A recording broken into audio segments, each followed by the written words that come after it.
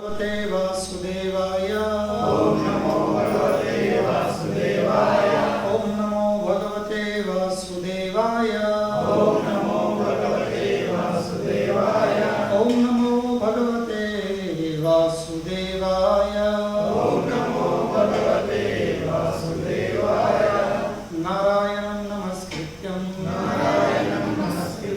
नरं चैव नरोत्तमं देवीं सरस्वतीं व्यासं ततो जयमुदीरये नष्टप्रायेषु अभद्रेषु नित्यं भागवत सेवया भगवती उत्तमश्लोके भक्तिर्भवति नैष्ठिकी। कृष्णाय वासुदेवाय देवकी नंदनाय च नंदगोपकुमाराय गोविंदाय नमो नमः। जय श्री कृष्ण चैतन्य प्रभो नित्यानंद श्री अद्वैत गदाधर श्रीवासदि गौर भक्तवृंद। हरे कृष्णा कृष्ण कृष्ण हरे हरे हरे राम राम राम हरे हरे।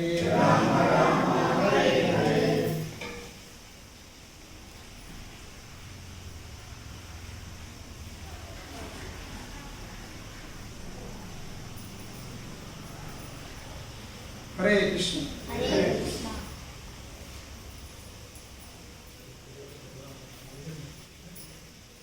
అయితే రావణాసుడు తనను దేవుని కంటే ఎక్కాలను శక్తివంతుని, దేవుని కంటే ఎక్కాను గొప్పవాణ్ణి అనే భావంతో వీడు వాస్తవాన్ని తెలుసుకోలేకపోయింది. వాస్తవం అంటే ఏంటి? వాడు ఎవరు కాదు, ఇది వాస్తవం. ఒక బద్ధ జీవు తప్ప మన పరిస్థితి ఏం కూడా కాదు. ఇంకో వాస్తవమైన విషయం ఏంటి? ఏ వ్యక్తినైతే తన సుఖం కోసము ఒక వస్తు విషయం అనుకుంటుండో, లేక తనకు ఆనందం అందించే వ్యక్తి అనుకుంటుండో, వాస్తవం తెలుసుకోలేకపోతుండు, ఆ వ్యక్తే ఆయన యొక్క సర్వనాశనానికి కారణమవుతుంది. ఇది వాస్తవం, రియాలిటీ. ఇది కేవలం రావణాసుడు కాదు, ఈ ప్రపంచంలో ఉన్న ప్రతి ఒక్క మానవుడు ఈ విషయం తెలుసుకోవాల్సింది. మనం దేనికోసమైతే దీనివల్ల సుఖమత్తది, దీనివల్ల ఈ వస్తు ద్వారా, ఈ విషయం ద్వారా, ఈ వ్యక్తి ద్వారా నాకు ఆనందమత్తది, సుఖమత్తది అనుకుంటామో, ఒక విషయం అర్థం చేసుకోవాలా, ఆ వ్యక్తి, ఆ విషయమే, ఆ పరిస్థితి మన జీవితంలో అందరికీ ఎక్కువ బాధ కలిగిస్తుంది. ఇది వాస్తవం. కానీ భ్రమ, మాయ చేత భ్రమపడి ఈ విషయం ఏమైనా మనం మర్చిపోతాం. కనుకనే ఇదే భావంతో నేను దేవుని కంటే గొప్పవాడిని,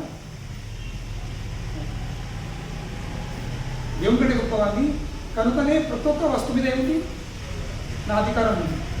నేను ఇష్టం ఉన్నట్టు వస్తువులు వాడుకోవచ్చు, వినియోగించవచ్చు, నా అవసరం తీర్చుకోవచ్చు అనే భావం అనే ఉద్దేశంతో ఆయన మృత్యును ఇంకరించింది. అదే భావంతో మొత్తం సముద్రము దాటేసింది. 800 కిలోమీటర్లు, 100 యోజన సముద్రం దాటి చక్కగా సీతను తీసుకొని ఆయన యొక్క భవనంలోకి వచ్చేసింది. మనం చూస్తాము సీతను అశోకవాటికలో ఉంచింది. ఆ తర్వాత విషయం, సీతను రావణాసుడు చక్కగా అశోకవాటికి తీసుకెళ్ళలేదు. ఫస్ట్ ఎక్కడికి వచ్చిండు? ఆయన యొక్క పర్సనల్ భవనంలో, వ్యక్తిగతమైన భవనం తీసుకొచ్చింది. అక్కడికి వచ్చి భయంకరమైన రాక్షసి సేవకులకు ఆదేశం ఇచ్చింది. ఏం ఆదేశం ఇచ్చింది? మీరందరూ ఈమెను జాగ్రత్తగా లేక భద్రంగా చూసుకున్నారు. ఈమె సంరక్షణ బాధ్యత ఎవరిది? మీ అందరిది. ఈమెను కాపాడు మీ బాధ్యత. ఆమెను అరుచుకున్నట్లా ఎలాంటి పొరపాటు ఉండకూడదు. అంటే ఎంతవరకు చెప్తుంటే నా అనుమతి లేనిది సీతని ముఖం కూడా ఎవరు చూడకూడదు. అంటే ఏంటి? ఎవరిని లోపలకు ప్రవేశం చేయకూడదు. అంత స్ట్రిక్ట్, అంత కఠినంగా ఆలోచన చేసింది. అంటే నా అనుమతి లేని ఎవరి సీత ముఖం కూడా చూడరాదు. మళ్ళీ ఉంటుంది ఆమె కావాల్సినంత ఎందుకంటే ఏమంటుంది ఆయనకు ఆమె కావాల్సినంత బంగారం విచారం లేదు. మీకు అడగబడుతున్నారు వచ్చే కొనిస్తారా, ఒక నెక్లెస్ చేయిస్తారా, అది 1 తులం 2 తులాలు 3 తులాలు ఏమంటాడు? ఆమె కావాల్సినంత బంగారం, వజ్రాలు, డైమండ్స్, జ్యువెల్స్, వజ్రాలు, మళ్ళీ అందరికంటే ఉన్నతమైన వస్త్రాలు, ఇష్టం ఉన్న నగలు, ఇంకా ఇష్టం ఉన్న అన్నం. బంగారం, వజ్రాలు, వస్త్రాలు, నగలు, ఇంకా అన్నం. ఆమె ఏ కోరుకుంటే అది ఆమెకు మీరు అందియాల్సింది. అంటే రావణాసురుడు ఒక విషయం చూస్తే, అంటే ఇన్ని సంవత్సరం ఆడుతున్నాడు కాబట్టి రావణాసురుడు తెలిసినమాట ఏంది? ఆడుల కోరిక ఏంది? ఇక దేంతో ఆడులను కంట్రోల్ చేయొచ్చు. ఆడలకు ఏమో ఉంటుంది? బంగారం, నగలు, బట్టలు. ఇదేమైనా అడిగేది ఇంకేమడదు. కనుక ఎవరైనా సలహా మనం కంట్రోల్లో పెట్టాలి. ఏం చేయాలి? మధ్య మధ్యలో కొన్ని చీరలు వేయాలి. ఇంకా దసరా విసరా దీపావళి పండుగ వచ్చిన తీసుకపోయినా కొత్త నగలుగా తెప్పించాలి. షాంక్స్ చెప్పినట్టు రావణాసురుడు అదే అంటున్నాడు. ఏంది? ఎందుకంటే అంటే ఒక విషయం అర్థం చేసుకోండి. నేను పిల్లవాడికి చెప్పినా ఈ జీవితంలో కొన్ని లెక్కలు నడతాం. మన జీవితంలో కొన్ని లెక్కలు పెడుతున్నాం.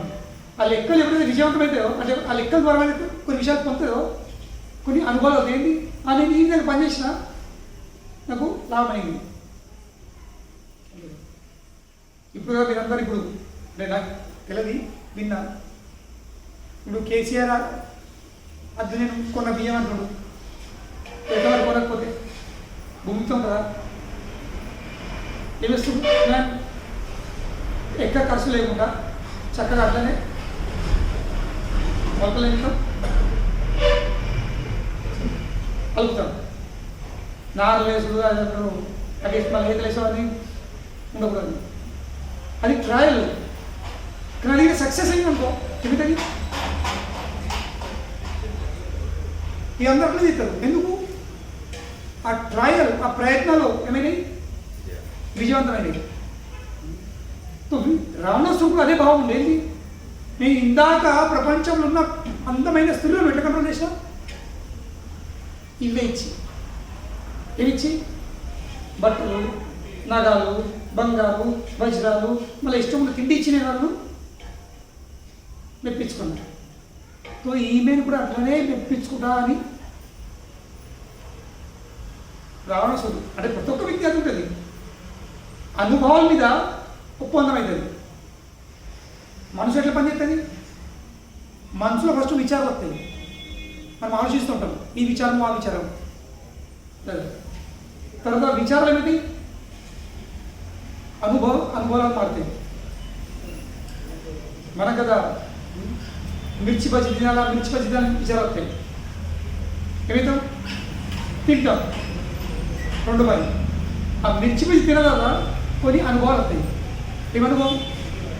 మంచి ఉందా లేదా, కారం ఉందా, సప్ప ఉందా, ఉప్పు కలిసి ఉందా లేదా, మసాలా ఉందా లేదా, ఇవన్నీ ఏంటి ఎక్స్పీరియన్స్. రుచి మంచి ఉందా, రుచి మంచిగా లేదా, కొన్ని అనుభవాలు. ఆ అనుభవాలపై ఆధారపడి తర్వాత మనం ఓ నిర్ణయం తీసుకున్నాం. ఏంటి? నేను మళ్ళీ మిర్చిపచ్చి తినాలని తినద్దాలి. ఒప్పందం. సో మనసు ఎప్పుడు 3 విధంగా పనిచేస్తుంది. ఏంటి? ఎప్పుడు ఆలోచిస్తూ ఉంటుంది, అనుభవిస్తూ ఉంటుంది, ఇక 3ది ఒప్పందం చేస్తూ ఉంటుంది. సో రావణ సూర్యుడు అదే పని. ఇందాక విచారం చేసిండు, అనుభవాలు కలిగినాయి కనుకనే అదే పద్ధతి తీసుకున్నాడు, ఒప్పుకున్నాడు. ఏం పద్ధతి? ఈ ఆడలకు వాళ్ళు ఇచ్చినామనుకో వాళ్ళు చల్లబడతారు, ఇష్టం ఉన్నట్టు మెలుతారు. కానీ మనం ఒక్క విషయం అర్థం చేసుకోవాలా, అన్ని లెక్కలు అన్ని సమయంలో అన్ని వ్యక్తులతో నడే అంటే మనకంటే నేను ఇండియన్లో చెప్పిన ఎక్స్పర్టు, కానీ అన్ని సమయంలో మన నైపుణ్యము మన ఎక్స్పర్టీసు పనికిరావు. అప్పుడే దెబ్బ సుఖడుతుంది. ఎప్పుడు మనం కూడా పోయే లేదు నాకేం భయం, నేను చేసిన అప్పుడే సుఖడుతుంది. అప్పుడు అంత అనుకున్నది అంటే అంత వినట్టు ఓవర్ కాన్ఫిడెన్స్, అతి నమ్మకం, కాన్ఫిడెన్స్. నాకు అసాధ్యమైన ఏమైనా చేసి నేను ఎందరినో చేసిన, ఎందరినో మోసపెట్టినాను, వీని దక్కింది. ఎందరినో ముంచిన వీని కూడా ముంచచ్చు. నువ్వు 100 మందిని ముంచచ్చు, ఈ 101 ఇప్పుడు ఎవరు? నిన్ను ముంచేవాడు. అది మర్చిపోతాం మనం. ఎందుకంటే కాలం ఎప్పుడు దెబ్బతీస్తుందో తెలియదు. ఎప్పుడు ఎవరి ద్వారా టైము మన అహంకారాన్ని నష్టం చేస్తుందో లేక మన అస్తిత్వం నష్టం చేస్తుందో మనకు తెలియదు. కనుగొనే ప్రతి ఒక్క మానవుడు ఈ వాస్తవాన్ని తెలుసుకుని ఉండాల్సింది. అన్ని సమయంలో మన అన్ని నైపుణ్యాలు పనికిరావు, ఎప్పుడన్నా ఏమన్నా కావచ్చు. కనుగొనే జాగ్రత్త ఉండాల్సింది. Anything can happen any time. ఎప్పుడన్నా ఏమన్నా కావచ్చు అంటారు కదా. సముద్రంలో మునిగే వాళ్ళు ఎవరు? ఈతరాలు కాదు. ఎందుకంటే ఈతరాడు ఎన్నో లోపల కోరేవాడు. వాడు ఎప్పుడు ఒడ్డు మీద భయం ఒడ్డు మీద కూర్చుని కాళ్ళు తట్టుతూ ఉంటాడు. అంతే మోకాళ్ళ దగ్గర కూర్చుని ఆడుతూ ఉంటాడు. నేను పెద్ద పెద్ద చెరువులు దుంకినా, పెద్ద పెద్ద నదులలో స్నానం చేసినా, పెద్ద పెద్ద బావిలో దుంకినా, ఈ సముద్రం దగ్గర కైలో దుంకుతాడు. ఓవర్ కాన్ఫిడెన్స్, ఎక్కువనే నమ్మకం వచ్చేది తన మీద, తన సామర్థ్యం మీద, తన నైపుణ్యం మీద. నేను మా ఊరు బాడితే ఇట్లా తిరుమల దుంకినాని. ఊళ్ళో దుంకచ్చు, ఇక్కడ దుంకేది అది లాస్ట్ దుంకి. కనుక జీవితంలో కాన్ఫిడెన్స్ ఉండాల్సింది, నమ్మకం ఉండాల్సింది, కానీ అతి నమ్మకం ఉండకూడదు. తెలివి ఉండాల్సింది, కానీ అతి తెలివి కూడా అంటే ఏ వస్తువు విషయమని కానీ అతి ఉండకూడదు. అతి అయిందా అదిగా మధ్యలో మారుతుంది, అది పిచ్చిలో మారుతుంది. So one should be smart but one should not be over smart. One should be confident but one should not be over confident. పూర్తిగా పరిస్థితి అతను చెప్పిన కదా. పూర్తి ఏమనుకున్నది? అయితే చిన్నపిల్లలు తప్పుడా అదైతే ఇట్లా చేయొచ్చు.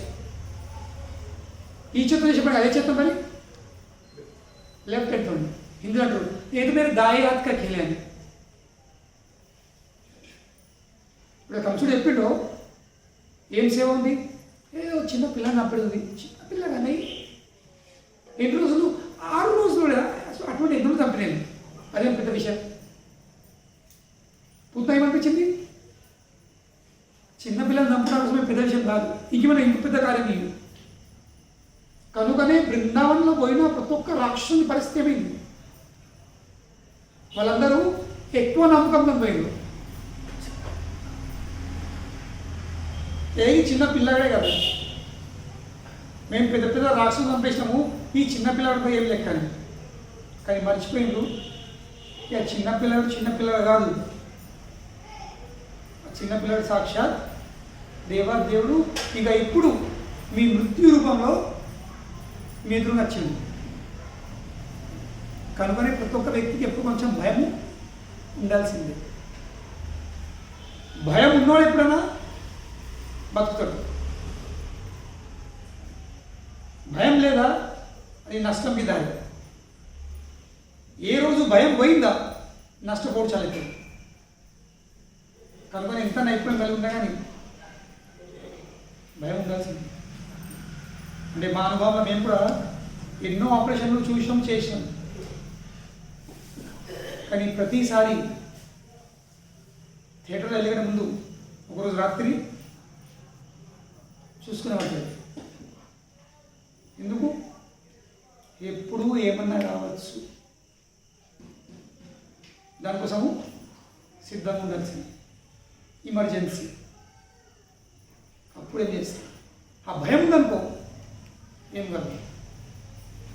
నేను ఎన్నో ఆపరేషన్లు చేసిన, నాకేం, నేను కళ్ళు మూసుకొని చేయొచ్చు. నువ్వు కళ్ళు మూసుకొని చేస్తావు, పేషెంట్ కళ్ళు మూసుకుంటుంది ఎప్పటికీ. ఇక పేషెంట్ కళ్ళు మూసుకున్నా నీ కళ్ళు మూసుకునే పరిస్థితి వచ్చింది. So don't be over confident. వాస్తవం ఏంటంటే మర్చిపోవద్దు. వాస్తవం ఏంటి? ఎప్పుడు ఏమన్నా జరగచ్చు. ఎందుకంటే భౌతిక ప్రపంచంతో గుణం ఏంటి? పదం పదం యత్ విపదాన్న దేశ. అడుగు అడుగున అపాయం, డేంజర్ ఎట్ ఎవ్రీ స్టెప్. ఇది భౌతిక లోకంది గుణం.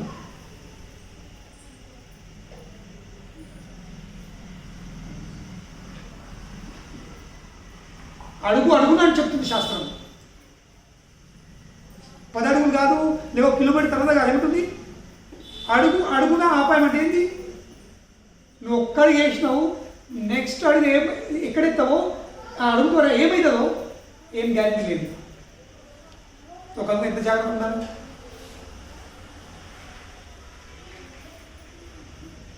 ఎంత జాగ్రత్త ఉండాలి?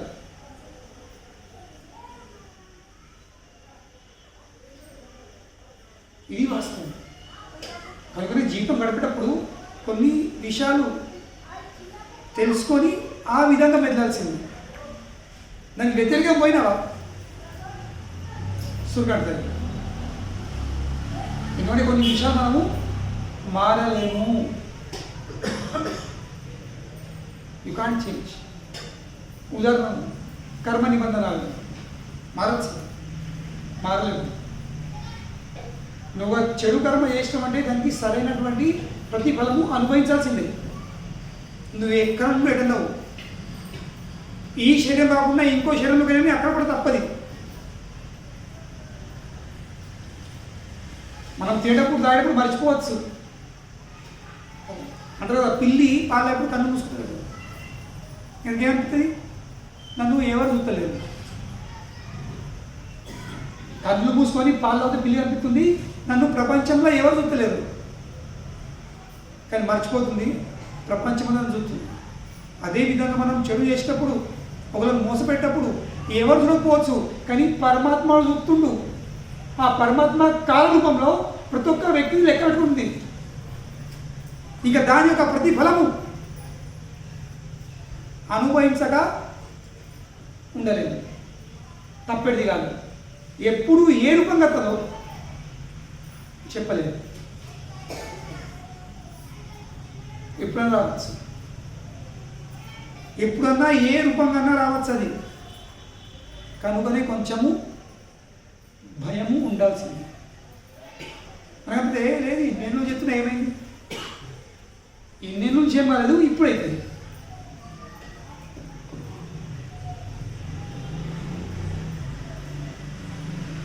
ఏ విధంగా కుండలో నీళ్ళు వస్తున్నా పోతున్నా ఏమవుతుంది, మీద వెళ్తే పడతలు కింద ఒక పుట్టుకు బయట వస్తలేడు. కొత్త ఉంది, ఇంకా ఒక టైం అవుతుంది, ఒక్క చుక్క కూడా ఆగది. ఇక ఒక్క చుక్క ఆడదనుకో అది మీద నీళ్ళు వేసుకొని బయటకు వెళ్తుంది. ఉన్నది అవుతుంది, ఉంచుకున్నది అవుతుంది. రావణ సూది ఏం పరిస్థితి? నేను ఎందరినో పట్టుకొచ్చిన, అందులో ఇదొకటి. ఎవరు?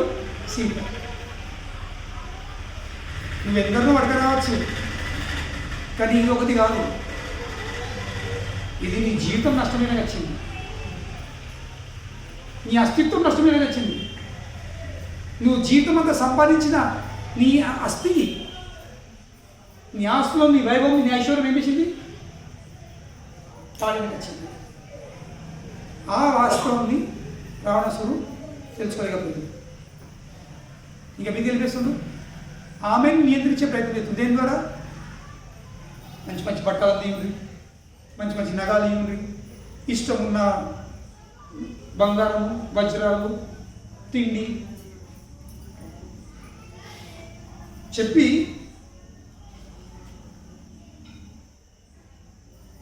వెళ్ళిపోయేటప్పుడు ఏమంటుండు? నేను చెప్పిన మాట గట్టిగా ఉంది, నా అనుమతి లేనిది ఎవరు ఆమెను చూడకూడదు, లేక ఆమెను ఎవరన్నా కొంచెం కూడా గట్టిగా లేక బెదిరించిండ్రా, హార్ష్ రియాక్షన్ అంటే కొంచెం బాధపడేటట్టు మాట్లాడిండ్రా, ఒక్క మాట కూడా, ఒక్క శబ్దం కూడా వాళ్ళంతా వెళ్ళినప్పుడు దేనివల్ల ఆమె బాధపడుతుందో ఆ వ్యక్తికి నా చేత మృత్యు వచ్చింది.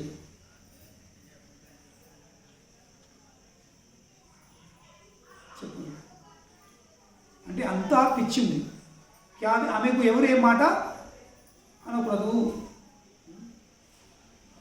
దాని తర్వాత రామచంద్ర విషయుడు బయటపడ్డాడు. మెయిన్ ఆయనకు ముఖ్యమైన 8 శక్తివంతులైన బలవంతమైన రాక్షసులను రప్పించుకుని ఏమంటున్నాడు? ఎప్పటి నుండైతే రాముడు ఆ జనస్థానం, నాసిక్లో ఉన్న స్థలం ఇది జనస్థానం. ఎందుకంటే రావణాసురుడు ఒక అడ్డ, ఒక అంటే కదా ఒక బ్రాంచు. లంక ఒక బ్రాంచ్ ఎక్కడ ఉంది? నాసిక్లో జనస్థానం. అక్కడ ఎవరుంది? ఖర ఇంకా దూషణ, ఇలా సోదరులు. ఖర ఇంకా దూషణ వాళ్ళతో పాటు 14,000 కావాల్సింది రాక్షసులను రాముడు సంరక్షించింది. రామచంద్రుడు ఎప్పటి నుండి అయితే నాకు ఆ విషయం తెలిసిందో, ఇదే రాముడు నా మొత్తం రాక్షస వంశాన్ని జనస్థానంలో నష్టం చేసి వాళ్ళు సంహరించిండు. అప్పటి నుండి నా హృదయంలో ఆ రాముడి పట్ల ఒక నేను సహించలేకపోతున్నటువంటి వైరము నా హృదయంలో ఉద్భవించింది. ఆ వైరం నేను తట్టుకోలేకపోతున్నా, సహించలేకపోతున్నా. ఎంత అంటే నాకు రాత్రి నిద్ర కూడా పట్టలేదు, ప్రశాంతంగా పట్టలేకపోతున్నాను, నిద్రపోలేకపోతున్నాను ప్రశాంతంగా. కనుకనే ఎంతవరకు అయితే వాడు చావడం, ఎవరు? రాముడు, అంతవరకు నేను ప్రశాంతంగా నిద్రపోలేదు. కనుకనే నేను ఇప్పటిప్పుడు ఏం చేయండి?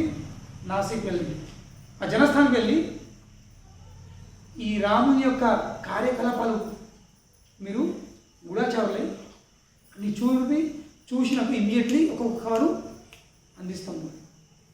ఇంటికి వచ్చిందా లేదా, ఇప్పుడు ఏం చేస్తున్నావు, ఎటు పోతున్నావు, ఏం జరిగింది, సీత కోసం ఎక్కుతుండా లేదా మర్చిపోతుండా, ఏం చేస్తున్నాడు, ఆయన ప్రతి ఒక్క కార్యకలాపాల విషయం నాకు కవర్లు మీరు నాకు అందియాలి అని 8 మందిని పంపించింది. దాని తర్వాత చూడు, ఇది భౌతిక ప్రపంచం అంటారు కదా, కావలసిన వస్తువు పొందింది కానీ మంట కాలుతుంది, ఇంకా చల్లరలేదు. మీకు సీత కావాలంటే కదా, సీత అందింది కదా, ఉండొచ్చు కదా, అంటే గెలిపేది గురమైతే ఉంటుందో అది అందుతుందా? పోదు. ఇది అసలు వృత్తి, ఇది రాక్షస గుణం. అంటే వాడు మొత్తం వాడి దగ్గర స్థిరం ఉంటుంది అన్నట్టు. మళ్ళా వెళ్ళి ఏదో మీటింగ్ కట్టిండా, మీటింగ్ కట్టి మళ్ళీ లోపలికి వెళ్ళాడు. ఎక్కడికి? సీత దగ్గరికి. ఎందుకంటే వాడికి ఇక ఏముంది కోరిక, ఎప్పుడు ఎప్పుడు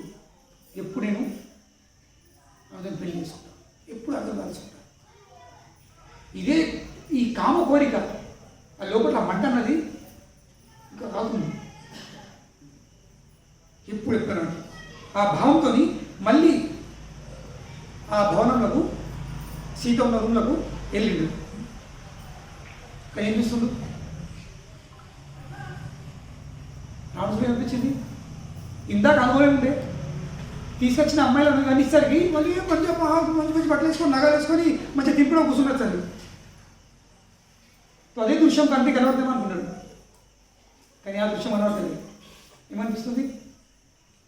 సీత మొత్తం నిరాశని బాధపడి కూర్చున్నాడు.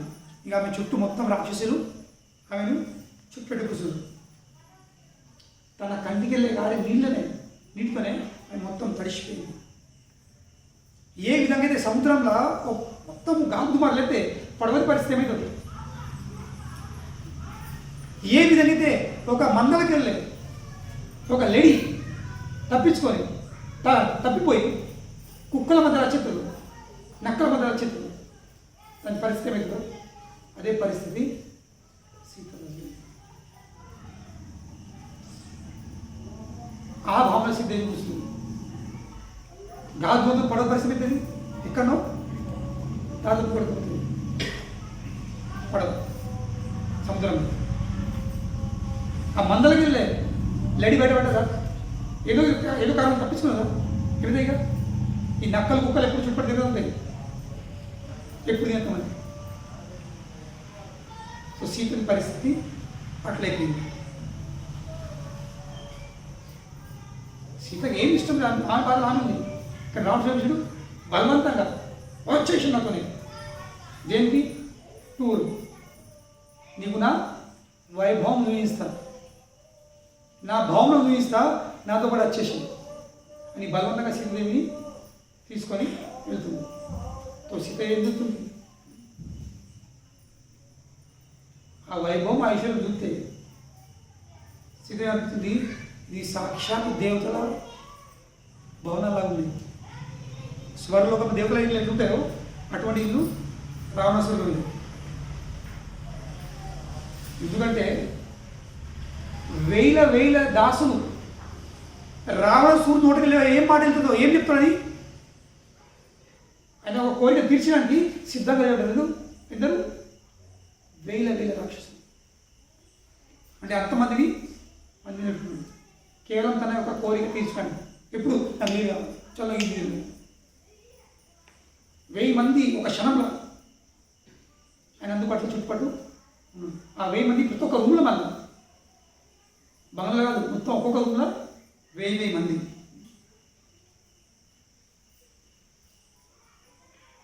ఆ భవనంలోనే పెద్ద పెద్ద పంజరాలు. ఆ పంజరంలో అందరూ ఉన్నతమైన అందమైన పక్షులు. ఇక్కడ ఏ లోకంలో ఏమన్నా కనబడే పక్షులు, ఆ పక్షులు ఆ రావణాసు బంగ్లా పెద్ద పంజరాల్లో చాకున్నాడు. మొత్తము గోడల మీద రకరకాల డిజైన్లు, ఎలివేషన్లో చెప్తారు డిజైన్లు. అటువంటి డిజైన్లు ఇక్కడ డిజైన్లు ఏమున్నాయి? ఇక్కడ పువ్వులు ఉన్నాయి, అక్కడ అన్ని వజ్రాలు, డైమండ్స్తోని డిజైన్లు ఉన్నాయి. ఇక్కడ ఉన్నాయి డిజైన్లు ఏంటంటే సిమెంట్ ఉంది. మన ఇంట్లో ఎంత ఎలివేషన్ చేసుకునేది ఏంటది? సిమెంట్ తరగంటే సిమెంట్ తీసుకొస్తాను. కానీ ఇక్కడ రావణాసురుడు బంగ్లా సిమెంట్ లేదు, మొత్తం డైమండ్స్తోనే మొత్తం డిజైన్ చేయబడింది. కుర్చీలు, టేబుల్లు, మంచాలు కట్టే కావు, ఐవరీ. ఐవరీ అంటే ఏంటి తెలుసా? ఏనుగు కోరలు వెళ్ళమంటారు, టస్క్, దంతాలు, దాన్ని ఐవరీ అంటారు.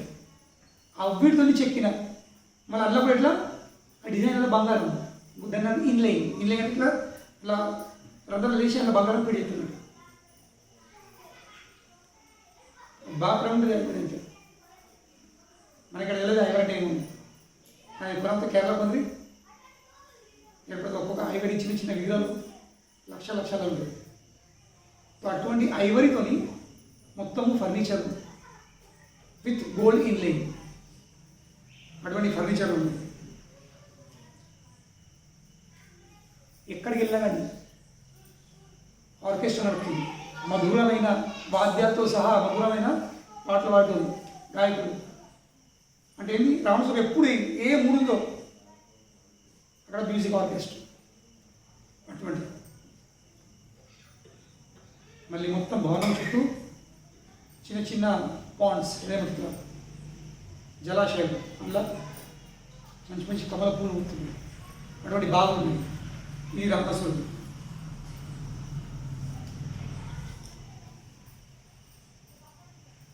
ఎప్పుడైతే సీతదేవి చూస్తుందో ఈ ప్రతి ఒక్క రూమ్లో 1000 రాక్షసులు,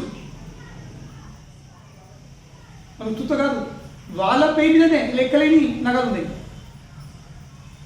ఇంట్లో పనిచేసేది రాక్షసుల మెడలనే పై మీద లెక్కలేని బంగారం.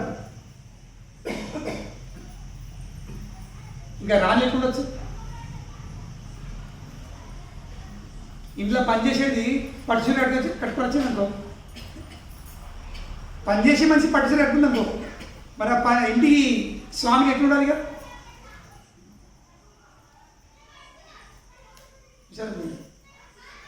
ఇది రావణాసురుడి భవనం యొక్క వైభవం. అప్పుడు ఇక రావణుడు చెప్తుండు, ఓ సీత, మొత్తం లంకల ఎందరో రాక్షసులు 32 కోట్లు, అది కూడా వృద్ధులు ఇంకా పిల్లలు వదిలిపెట్టి, ముసలోళ్ళు ఇంకా పిల్లలు కాకుండానే 32 కోట్ల రాక్షసుల జనాభా లంకది. ఇండియా అవుతుంది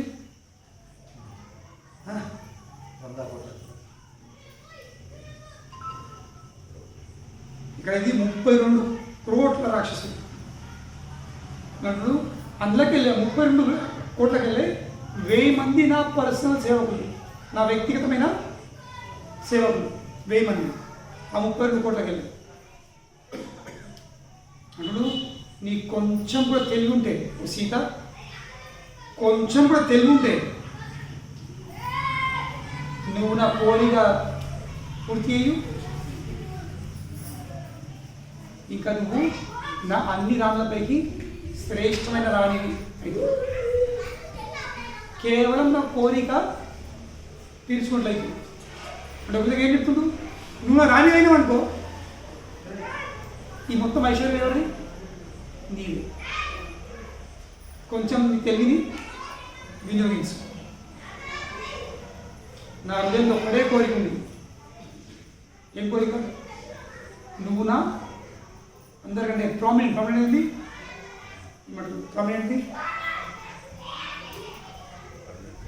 ప్రామినెంట్ అంటే ఫస్ట్, అందరికంటే శ్రేష్టమైన రాణి నువ్వు కావాలని. నా రాణిగా, భార్యగా నీ మొత్తం భగవంత ఐశ్వర్యం నీదే. నేను నీ ప్రేమ నేను పిచ్చోనైపోతుంది. నీ ప్రేమలో నాకు పిచ్చిలేస్తుంది. నువ్వు నా ఒక్క మాట విన్నామనుకో, నేను జీవితం అంతా నీకు దాసునైపోతా. కొద్దిగా ప్రేమ కొద్ది నా వైపు చూడే. రాముని తుచ్చమైన రాముని మర్చిపో, తుచ్చమైన రాముని మర్చిపో. నేను జీవితంలో ఏ ఆడదాన్ని కూడా దండం పెట్టలేను, మంగలేను, ఏ ఆడదాన్ని మొక్కలేను. కానీ నీవు కూడా చేతులు నోడ్చి మొక్కుతున్నాను. నా మాట వస్తుంది, నన్ను ప్రేమించి లేక ప్రేమతో నన్ను చూడు, నా ప్రపోజల్ ఒప్పుకో అని బతిలాడుకుని రావాల్సింది. కానీ సీతాదేవి వారి మాట వినేసరికి కేవలం కళ్ళకలే లీలాడుతుంది కలుపుతాడు. రావణుడు భయపడకు, సీత భయపడకు, ఏడుకు. మన ఒక సంబంధము ధర్మం ప్రకారం లేకపోవచ్చు, అధర్మంగా కావచ్చు. నేర్కొచ్చినాయి ఇదో నేను సిద్ధాంతం ప్రకారం అయితే పెళ్లి చేసుకోవచ్చు. బాధపడకు. నేను నా ప్రాణం కంటే ఎక్కువ ప్రేమిస్తుంది. అంటే నాకు నా ప్రాణం ఎంత ప్రేమ లేదో దానికంటే ఎక్కువ ప్రేమ నీ మీద ఉంది. నీ కాళ్ళ మీద పడతారు, కానీ నువ్వు నా మాట విను. కానీ ఆ మాట నీ తర్వాత సీతలు ఏముంటుంది, నా హృదయము ఇది కేవలం ఒక్క వ్యక్తి కోసం. ఎవరి కోసం? రాముని కోసం. నేను ఒక హంస లాంటి వాడిని. ఏమంటుంది సీత? నేను ఎవరిని? ఒక హంసని. నా యొక్క భర్తతోని మంచి చెడులను ఆటలాడుతున్నా. నా భర్తని ఆటలాడుతున్నాగా ఒడ్డు మీద ఉన్న బాధ అయితే నేను చూస్తాను. సీత ఏమంటుంది? నేను ఒక హంసుని, నా భర్త ఒక హంసుడు, మేమిద్దరము సముద్ర చెడులో ఎంతో ప్రేమ కొద్ది ఆటలాడుతున్నాము. ఆ ఆటల వల్ల ఒడ్డు మీద ఒక బాధ వెళ్తుంది. దాని మీద రోగుతుందా? పట్టించుకుంటా నేను పట్టించుకున్నాను. నువ్వు నీ ఇష్టం ఉన్న చేస్తే నాకు ఏం చేసి ఉంటే నువ్వు చెయ్యి, కానీ ఒక్కడు మాత్రం అర్థం చేసుకో, నీ పాప కర్మలు నీ కామ కోరికల వల్లే నువ్వు రాము చేత నష్టపోతావు. అతను ఒప్పని ఆ మాట విన్న తర్వాత ఇక రావణ సూర్య ఒక ప్రేమ విమా కేసు పిలిచేట పక్కలేదు ఇక గట్టిగా నేను నీకు 12 నెలల సమయం ఇస్తున్నా, అంటే 1 సంవత్సరంది టైం ఇస్తున్నా. ఆ సమయం లోపల నువ్వు నాకు శరణ్ పొందలేవనుకో, నా చెప్పిన మాట వినలేవనుకో, నీ శరీరంని ముక్కలు ముక్కలు చేసి వంటకం చేయించుకొని నా బ్రేక్ఫాస్ట్లో చేస్తాను. నేను లంచ్లో కాదు, ఎంత బ్రేక్ఫాస్ట్ టిఫిన్.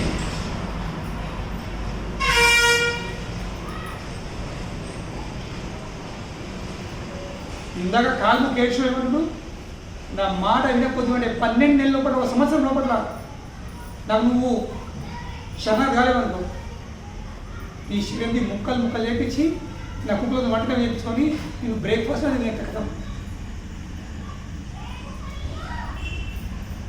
కనుక నేను రావణుడు ఏం చేసిండు? ప్రలోభన. అంటే ఆ వ్యక్తిని కంట్రోల్ చేసేది 4 మార్గాలు: సామ్, దామ్, దండ, భేద్. సామ్ అంటే ఏంది? పొగడదాం, ఎక్కి రావణ ఎక్కించుడు, నువ్వు ఎంత అందంగా ఉన్నావు ఇది అని అంటారు, నాలుగు. ఇంకోటి ఏంది? దామ్, డబ్బు చూపెట్టు. రావణ ఆపణ చేసింది, తన ఐశ్వర్యం తన వైభవం నా భవనంని టూర్ చూపెడతాయి. కానీ సీతాదేవి నాన్నలేదు. ఏం చేస్తుడిగా? వేలం కూడా చేసిండు. ఆ తుచ్చమైన రామ పరిస్థితుడు నా చూడు, వాడు జంగల్ ఎడుతుండు, వాడు ఏమున్నాడు, నా దగ్గర ఏమి చూడు, నా శక్తి చూడు అనేది భేదం. ఇద్దరి మధ్యలో భేదం చేయించి బ్రిటిష్ ఏం చేశారు? డివైడ్ అయిన రూల్. ఇక లాస్ట్కు అట్లా కూడా పడలేదు. దండ. నా మాట వినకపోతుందంటే ముక్కలు ముక్కలు చేసి పట్టింపులు అయిపోతుంది. ఇవి 4 పద్ధతులు వ్యక్తిని తన నియంత్రణలో చేసుకుంది. రావణాసుడు 4 ట్రై చేసిండు, కానీ సీతాదేవి దేంట్లో కూడా మానలేదు. సో కనుకనే ప్రలోభన జీవితంలో చాలా ప్రలోభన వస్తుంది. అంటే ఇక్కడ రాక్షసుడు రావణాసుడు సీత ప్రలోభిస్తుంది. అదేవిధంగా భక్తునికి కూడా మాయాదేవి ప్రలోభన చెప్తుంది. ఏమని? అక్కడికి పోతే ఏమవుతుంది? ఆదివారం మందిరం మీద పోతాం, ఇక్కడ పని చేసుకోవచ్చు, తోటలో అవ్వచ్చు, డబ్బులు వస్తాయి, అది కూర్చుంటే ఏమవుతుంది? లేకుంటే ఈ దోస్తులు ఉన్నారు, వీటితో పార్టీకి పోవచ్చు, చుట్టాలు ఉన్నారు, బంధువులు ఉన్నారు, వాళ్ళు ముఖ్యం. రేపు కింద పడితే మీద పడితే చుట్టాలు బంధువులు వస్తారు, లేక మందిరం వస్తారా, అప్పుడు వస్తారా?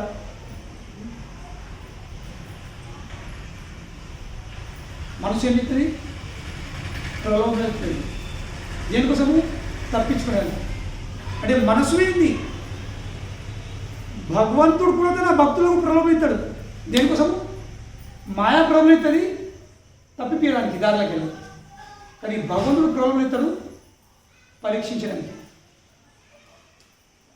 ఆ టెస్ట్ పాస్ కావాల్సింది. కనుకనే కొందరు ఫెయిల్ అయిపోతారు. ఇప్పుడు భగవంతుడు వాళ్ళకు భక్తి మనం వచ్చేసరికి ఇప్పుడు మేము టెంపుల్ కెమెరాస్ కూడా చెప్తున్నాం. పిల్లలు అంటుడు, నేను ఆ సర్పంచ్ సాబ్ పని చేసినప్పటి నుంచి, ఆయన భక్తుడు కదా, ఆయన పని చేసినప్పటి నుంచి నాకు చాలా కాంట్రాక్ట్ వస్తుంది. భగవంతుడు నిజంగా చాలా దైవం ప్రాణం ఉంటాయి. అంటే మన మనసు ఏముంది? భగవంతుడు దయ అంటే ఏంటి? నాకు మంచిగా అన్నీ అనుకున్నట్టు జరుగుతున్నాయి, డబ్బులు బాగా అవుతున్నాయి, పేరు మంచిగా అవుతుంది, పంటలు మంచిగా అవుతున్నాయి, ఈ మంచిగా అవుతున్నాయి, దందలు ఇంకా పెరుగుతున్నాయి. అది భగవంతు అనుగ్రహం కాదు.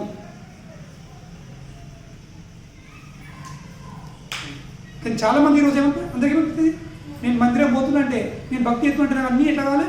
అన్నీ అనుకున్నట్టు కావాలి. అనుకున్నట్టు జరుగుతూనే భగవంతుడు మంచోడు, ఈ మంత్రం మంచిది. అనుకున్నట్టు జరగలేదా? వేస్ట్, ఏం చేసిన లాభం లేదు.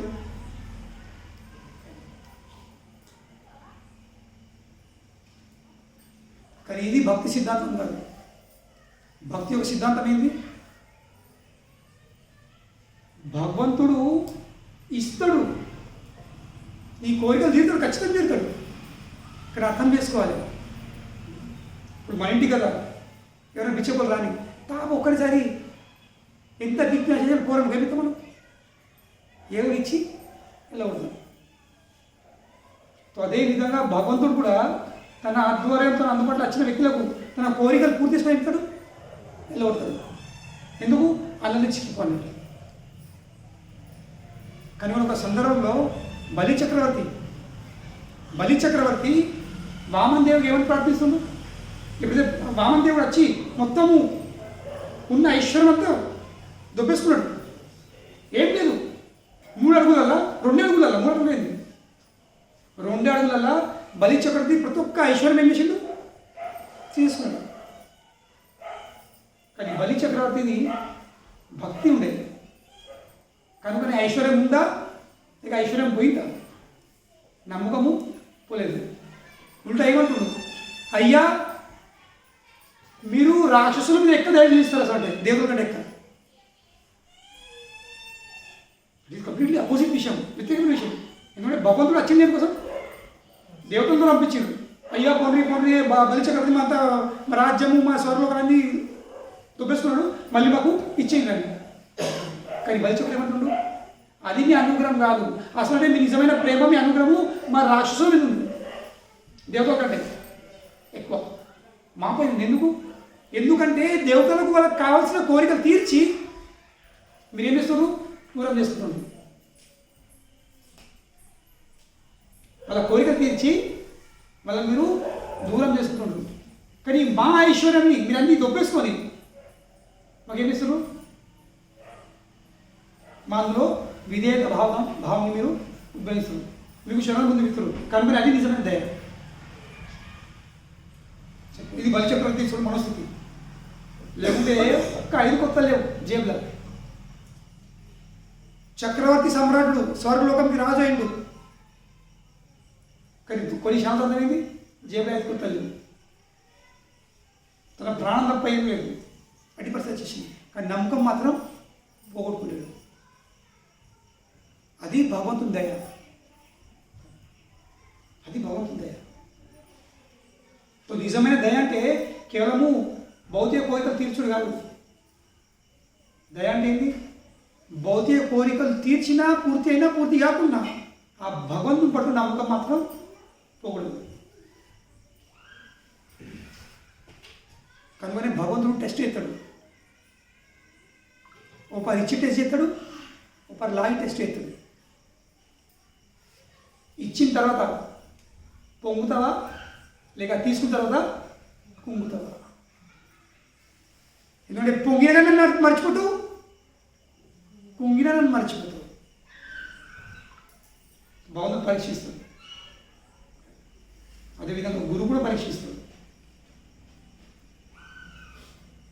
గురువు కూడా ఎవరి దగ్గర రానివాడు. ఎవరి దగ్గర రాయిస్తాడు?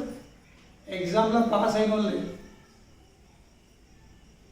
అందులో పాస్ అయినరా గప్పుడే దగ్గర రానిస్తాడు, లేకుంటే దూరం అక్కడికి వెళ్ళి గేట్ బయటికి మాట్లాడు.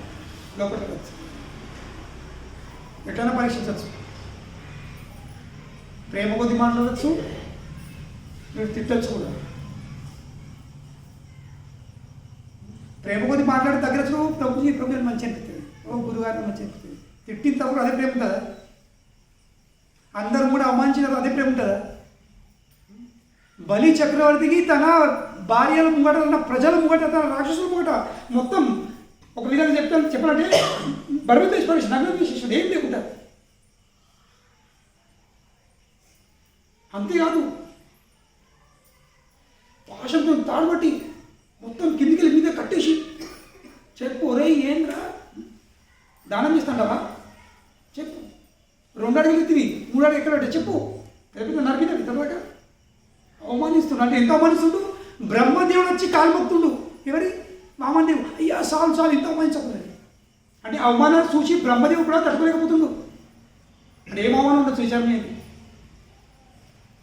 బ్రహ్మదేవుడికి బాధ తట్టుకోలేక వచ్చి కాల్మొక్తుండు. అయ్యా చాలు ఇంత అవమానించకూడదు, ఎంతసేపు భక్తులు కదా ఇంత అవమానించకూడదు.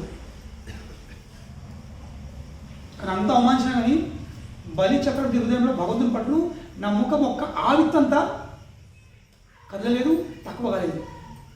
అది అనుగ్రహం భగవంతుడు.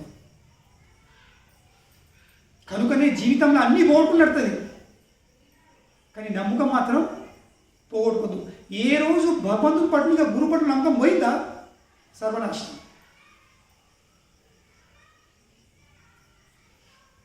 ఏం లేదు. కనుకనే భగవంతుడు కూడా పరీక్షిస్తాడు. కానీ ప్రామాణికమైన భక్తుడు భగవంతుడికి శరణుకున్న భక్తుడు దొరికింది. భాగవతంలో ఆ ముచ్చుకుంది మహారాజు దేవతలు పిలుచుకున్నారు, అయ్యారు రండి యుద్ధం చేయండి మా తరఫున. యుద్ధంలో గెలిచిండ్రు, సరిగా మీరు మా పని అయిపోయింది, మీరు ఓన్లీ అరెస్ట్ చేసుకుంటారు. స్వర్లోకం వాళ్ళకి కింద పంపించారు. కానీ అప్పటికేమైంది? ఈ భూలోకం టైం ఇంకా స్వర్లోకం టైం పట్టేసరికి ఆయన ఎంత సమయం స్వర్గం గడిపిందో మళ్ళీ కింద వచ్చేసరికి ఏంటి? ఆయన సామ్రాజ్యం లేదు, ఆయన వంశస్థులు ఎవరు లేరు. ఇప్పుడు నేను ఏం చేయాలి? సో దేవతలు అడిగారు, మీరు ఇంత సేవ చేశారు కదా, మీకు ఏం వరం కావాలో చెప్పుకుంటారు. అంటే ఇప్పుడు నేను వరం అడిగేం లాభం? ఎవరి కోసం? నా కుటుంబ సభ్యులు లేరు, నా రాజ్యం లేదు, సామ్రాజ్యం లేదు, ఏం లేదు, ఇన్నేం గడిచిపోయింది. సో కనుకనే ఒక పని చేయండి, నేను మస్తు అలసిపోయిన యుద్ధం చేసేసి నాకు ఒక వరం ఇవ్వండి, నిద్ర వచ్చే వరం. మళ్ళీ నన్ను ఆ నిద్రకు లేపినరా, నా నిద్ర భంగం చేసినరా, ఆ భంగం చేసే వ్యక్తిని నాకు దృష్టి చేసిననుకో వాడు అక్కడనే బూర్ది కాదు. అటువంటి వరం ఇవ్వండి. తథాస్తు అని దేవతలు వరం ఇచ్చి పంపించారు.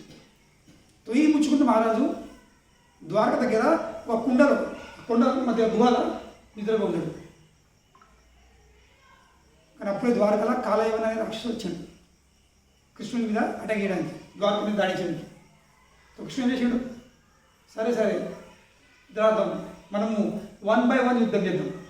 ఈ సైన్యం ఎందుకు మధ్యలో సైన్యం ఎందుకు నష్టం చేయాలి? నీ సైన్యం నష్టపోతుంది, నా సైన్యం నష్టపోతుంది, నాకు బాగుంది కదా, మనం ఇద్దరం యుద్ధం చేద్దాం. అది వచ్చేసింది. అన్వేషుడు మెల్లగా నడుచుకో రా అని ఉరికి ఈ కాళీ తిడుతుండే రంచోడు. కృష్ణుడు పేరు పడ్డది రంచోడు అని. రంచోడు ఏంది? రణంలోకి వెళ్ళే పారిపోయినాడు. రా తీసుకుపోతే ఉరికి ఏం చేశాడు కృష్ణుడు? ఆ గుహలోకి వెళ్ళి తన ఉత్తరి శాల తీసుకొని ఆ ముచ్చుకుని మహారాజు మీద కప్పేసింది. ఇక వీడు అలిసిపోయా, ఉరికి కోపం ఉరికిసరి కోపం పెరుగుతుంది. నన్ను ఉరికిపించి నన్ను ఇంత అలసిపించి మంచి హాయిగా అన్నావు అని విషయం. ఈ సీరియస్ తన్నిండి ఇక కృష్ణుడు అనుకోండి, తన్నుతుండు, బూతు మాటలు తిడుతుండు. ఊరా ఇంకా అంటున్నారా నువ్వు అట్లా అంటే ఇష్టం కూడా మాట్లాడుకుంటాడు. తన్నేడు అనుకుంటూ బూతు మాటలు పెడుతుండు. కృష్ణుడు ఎక్కడ చూస్తుండు. వీనికి అనిపిస్తుంది కృష్ణుడు పడుకున్నాడు.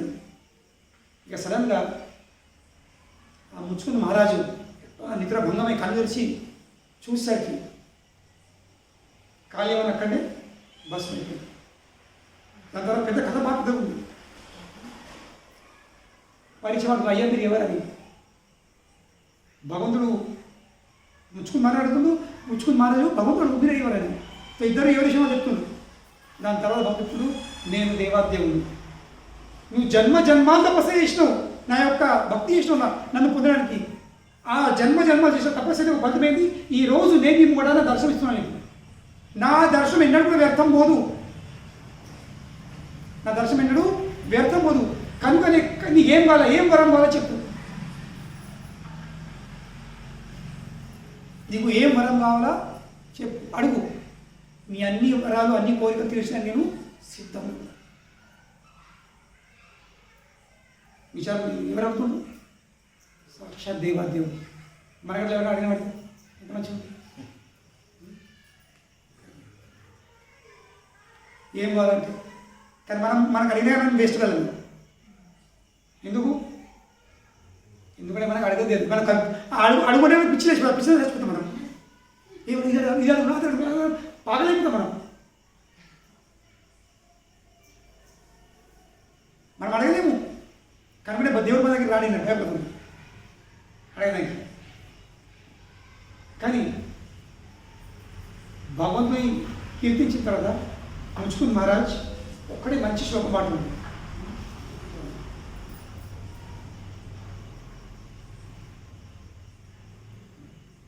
చాలా మంచి శ్లోకం ఉంది. ఇక ముచ్చుకుంద్ మహారాజ్ తన పని చెప్తుండు. అయ్యా ఏం వరం ఆడుతుంది అంటే మంచి మంచి శ్లోకాలు ఉన్నాయి, అవన్నీ నేను చర్చిస్తాను. కానీ లాస్ట్ ఏమంటున్నాడు అసలు ఇదే శ్లోకము మీరు అన్నమయ్య మూవీ చూసినట్లయితే చివరి క్షణంలో వెంకటేశ్వర స్వామి అన్నమయ్య దర్శనం ఇచ్చి లాస్ట్ సీన్ మీరు నేను చూడని చెప్పాను అట్లా ఉంది. లాస్ట్ క్షణం లాస్ట్ సీన్గా ఈ అన్నమయ్య అప్పుడే దేహత్యాగం చేసే ముందు అన్నమయ్య వెంకటస్వామి ఏం కోరుకుంటాడు, ఇది కావాలన్నా అది కావాలన్నా, ఇది ఇస్తాను అది ఇస్తాను అన్నీ లెక్కలేని కోరి అడుగుతూ భగవంతుడు అడుగుతుంది. ఇది కావాలా అది కావాలని. తప్పకుండా ఫేమస్ డైలాగ్ ఉంది ఆ మూవీలో. భక్తుని హృదయంలో ఇంకా భౌతిక కోరికలు ఉన్నాయని పరీక్షిస్తున్నావయ్యా, నన్ను టెస్ట్ చేస్తున్నావా? నా హృదయంలో ఇంకా భౌతిక కోరికలు ఇంకా భౌతిక వాంఛలు పూర్తి కావాలని కోరికలు ఉన్నాయని టెస్ట్ చేస్తున్నావయ్యా. అదే డైలాగ్ చదవగానే కొంత గుర్తొచ్చింది. ఇంకా నేను ఆ మూవీస్ చూడలేను కానీ నాకు గుడ్డు ఎప్పుడు ఇట్లా డైలాగ్ ఫేమస్ డైలాగ్.